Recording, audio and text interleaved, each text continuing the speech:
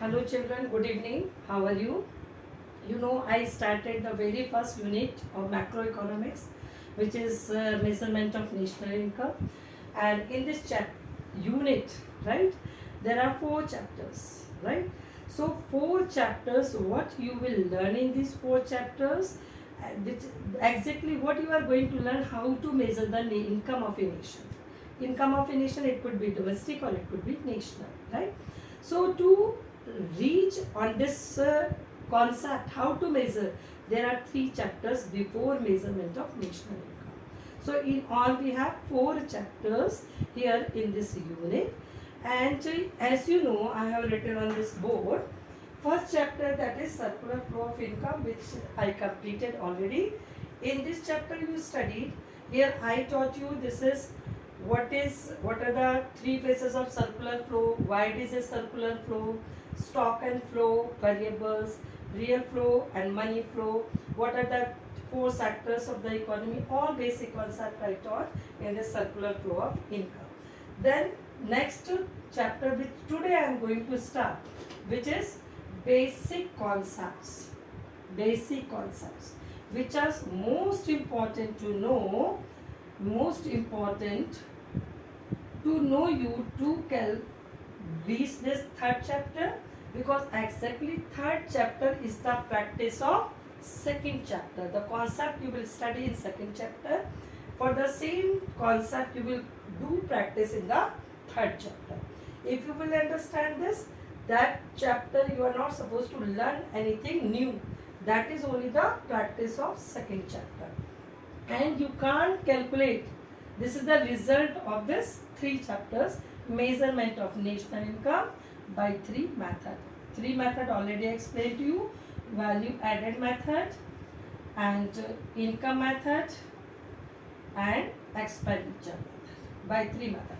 This is at very first stage of circular flow we are using, production phase, distribution phase and disposition phase. So this chapter is most important, right, which today I am going to start.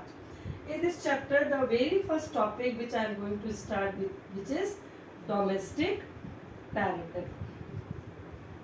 Right? What is domestic territory? You know, why you are knowing this concept of domestic territory? What is the importance of this topic, domestic territory? Right? What is the importance of this topic? Because for layman, right, it is common. Political boundary of the nation and domestic territory is same for the layman, but it is not the same in economics. Domestic territory is the economic territory, right? And political boundary is different from domestic or economic territory. While calculating domestic income, right, we add, what is domestic income, beta? This is domestic income is income earned by residents as and non-resident both. Non-residents means both, right? But only within domestic territory. So I emphasized on this word, within domestic territory. So while calculating domestic income, what you should know? What is the domestic territory of a nation, right? Because the income earned, whether by resident or by non-resident, right? No matter. But it should be earned within the domestic territory. So you should know what is domestic territory, right? Domestic territory is different, already explained to you, from the political boundary of a nation. You know, so many areas which are within the political boundary but not included in the domestic or economic territory of nation, right?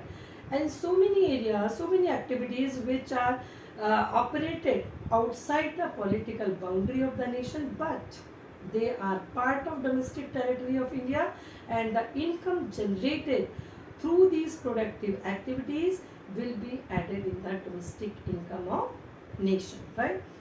let's start the areas which are beyond the political boundary but are included in the domestic territory, right?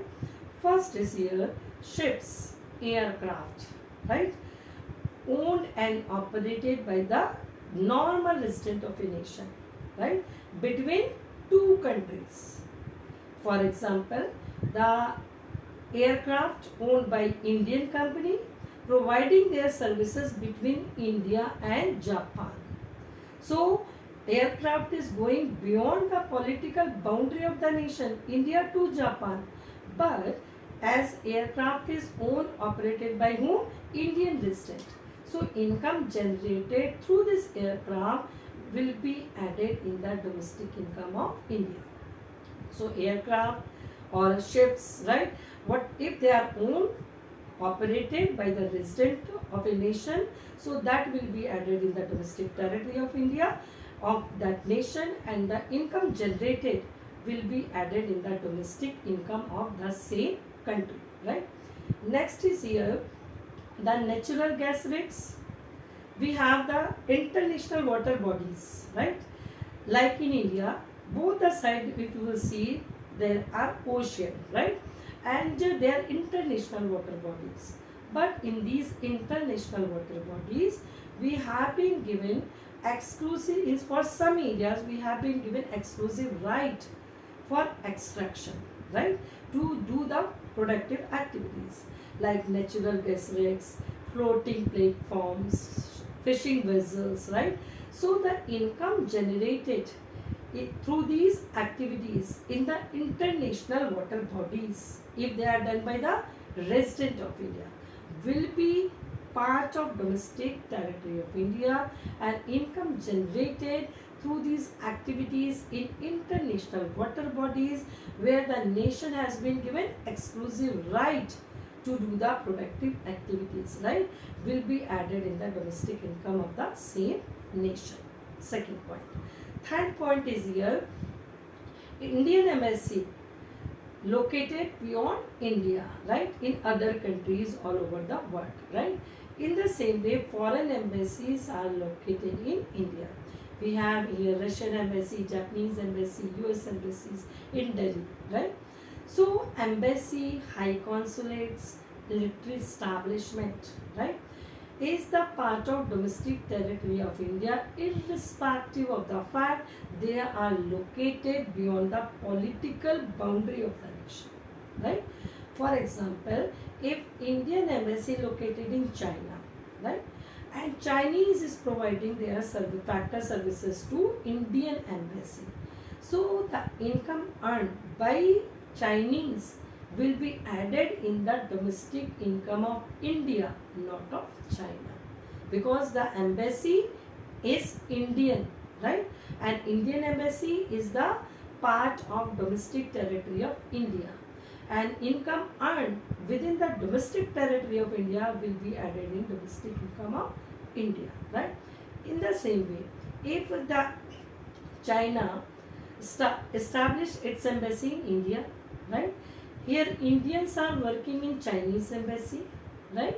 So the income earned by Indians from Chinese embassy will not be added in the domestic income of India. That will be added in the domestic income of China, right? Whether Chinese are working there or Indians are working there, whatever income is generated, right? So that will be added in the domestic income of China, right?